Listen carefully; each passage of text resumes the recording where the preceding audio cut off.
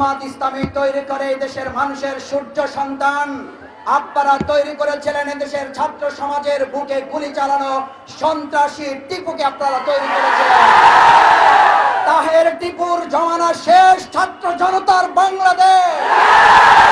বাংলাদেশের লক্ষ্মীপুর সহ আর কোন এক ইঞ্চি মাটিতে সন্ত্রাসীদের গডফাদার তৈরি হতে দেওয়া যাবে না।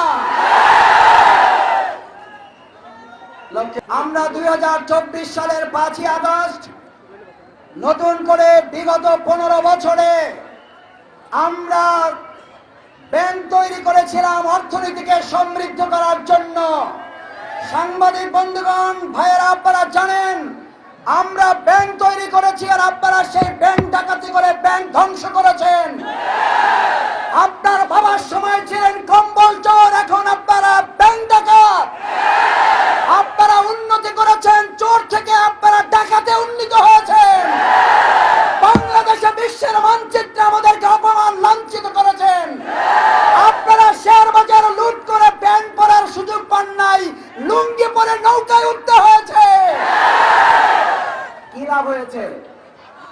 কি লাভ হয়েছে? প্যান্ট তো পড়তে পারলেন না, ডিজিটাল নৌকাও তো পাইলেন না। মাছ ধরার ছেলেদের নৌকায় উঠে আমাদের ছেলেদের অপমান করেছেন। এই অপমানের শোধ জনগণ নেওয়ার দরকার হয় নাই, ওই ছেলেরা আপনাদেরকে পুলিশের হাতে পদার্পণ করেছে। অপমানের এখনো শুরুই হয় নাই। শেখ হাসিনাকে আল্লাহ বাঁচিয়ে রেখেছেন এই জন্য।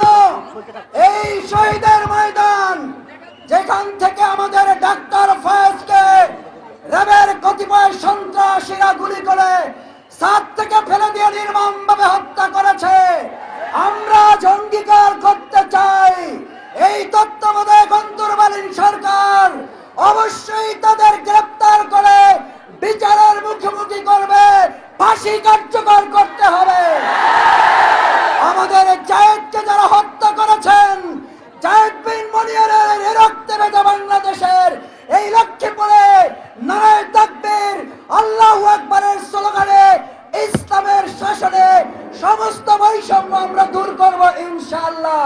আর জনসমাবেশে আমি আপনাদের কাছে স্মরণ করাতে চাই, আমরা ব্যাংক ব্যবস্থার মাধ্যমে অর্থনীতি সমৃদ্ধ করতে চেয়েছি, আর তারা ব্যাংক ডাকাতি করে অর্থনীতিকে লুট করে অর্থ পাচারকারী হিসাবে চিহ্নিত হয়েছে। আমরা স্বাস্থ্য সেবায় চিকিৎসার জন্য হাসপাতাল তৈরি করেছি।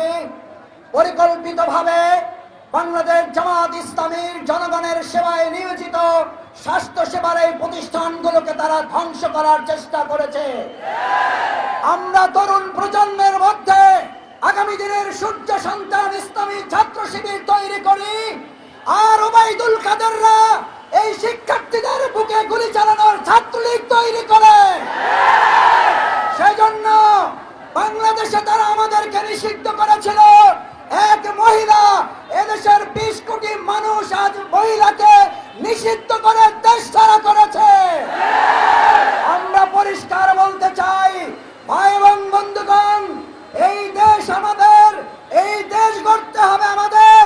এই দেশ গড়ার প্রত্যয়ে যে স্লোগান আপনারা ঠিক করেছেন, শহীদ আবু সাইদ মীর মুগ্ধ, আমাদের হয়নি শেষ যুদ্ধ। এই যুদ্ধ চালিয়ে নিয়ে অর্থবহ নতুন স্বাধীনতাকে কাজে লাগাবার জন্য কি সবাই রাজি আছে?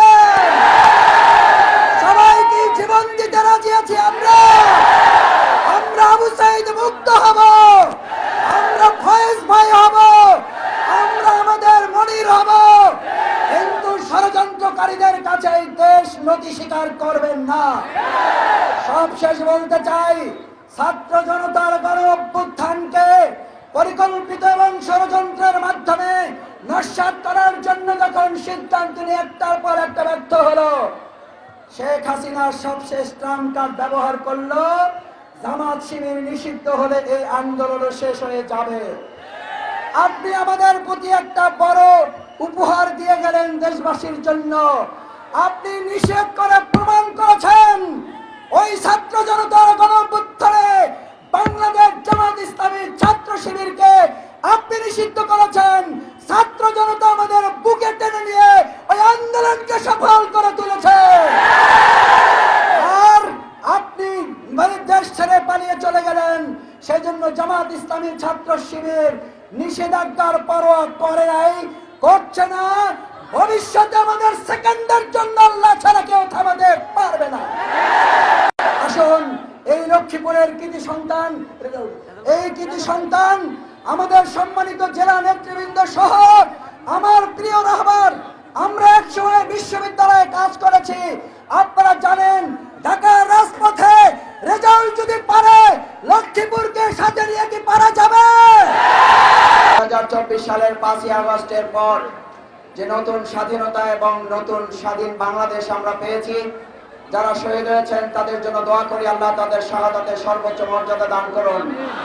বিশেষ করে এই লক্ষ্মীপুরে পুরো জেলায় আমাদের প্রায় 12 থেকে 14 জন ভাই শহীদ হয়েছেন। আল্লাহ তাআলা এই শহীদের রক্তে রঞ্জিত এই লক্ষ্মীপুর জেলায় আগামী দিনের সন্ত্রাস মুক্ত একটি লক্ষ্মীপুর জেলা হিসাবে কবুল করুন। বাংলাদেশ জামাত ইসলামী এই লক্ষ্মীপুরে তৈরি করে ডক্টর রেজাউল করিম, আর আপনারা তৈরি করেছিলেন সন্ত্রাসী তাহের।